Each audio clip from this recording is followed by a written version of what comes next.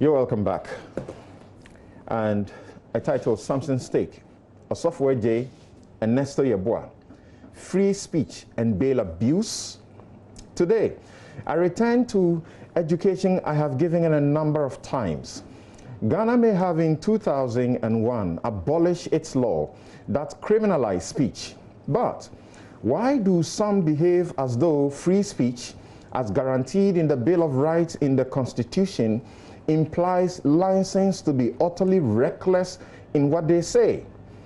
A breed of vile, lacking in morals, partisans, mercenary media practitioners, and charlatans in cassock continue to encourage an ugly subculture of insults where issues are up for debate. They give some young people searching for guidance the impression it is okay to disrespect even accomplished elders and baselessly attack personalities rather than issues.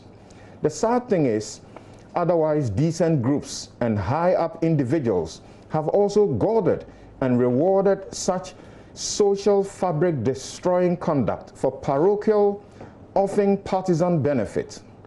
Attorney General Nana Akufo-Addo led Parliament to get rid of the law that punished people for insulting, ridiculing, and defaming the president. You paid up to 9,000 cedis and or faced up to 3 years in jail. But in 2008, we put in our laws that you should pay up to 2,400 and or spend up to 3 years in jail if you used disrespectful or insulting language on a chief or did so by conduct. You could also go to jail for up to 3 or 10 years for threatening harm or death with the intention to put the person in fear of harm or death. So, as it is, there is freedom before speech, but that freedom is not guaranteed after you have spoken. There is that other law we have been fighting for its repeal. You are at risk of spending up to 3 years in jail if you spread false and misleading information to cause fear and alarm. 56-year-old Apostle Kwabena Adjei joins the list of nation-wrecking talkers. But why did the security operatives abuse his rights as a suspect and continue to do so, denying him access to a lawyer? The rights-violating video of his arrest clearly shows his Miranda rights were not read to him. He wasn't allowed to examine the purported warrant for his arrest and was being questioned without a lawyer of his choice to guide him as the Constitution requires.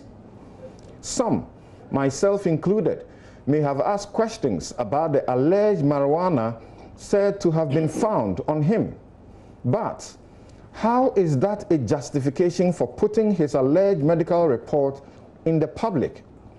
How does a security organization expect any respect and cooperation from citizens when it so flagrantly abuses such sacred private confidentiality rights to keep evidence only meant for the courtroom? The evil practice of planting incriminating evidence on suspects is as old as policing itself, and only lawful and transparent policing kills the image-damaging suspicion. You should concentrate on avoiding the embarrassment you would have faced, however brief, if he had a lawyer who was minded to point out the fact that you relied on a repealed PNDC law for the possession of narcotics charge. That PNDC law has been repealed with or replaced with the Narcotics Control Commission Act 2020 Act 1019. How did the court deal with the question of bail for him? Or it didn't think about it at all, even in this COVID-19 era? Well, a court this week used bail as punishment against the plain dictate of the law.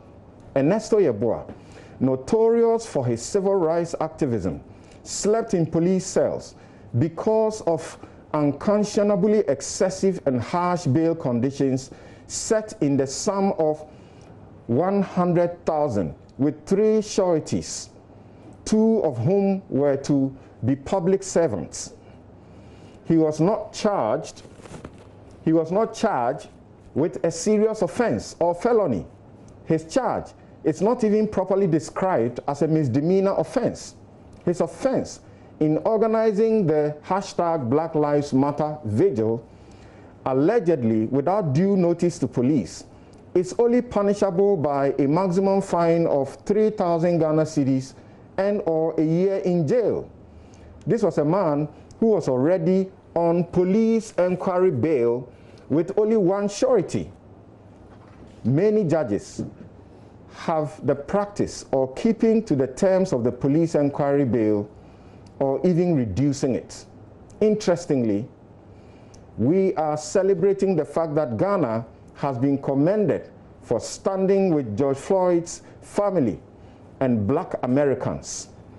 In America, it has been several days of spontaneous demonstrations that don't require notifying the police.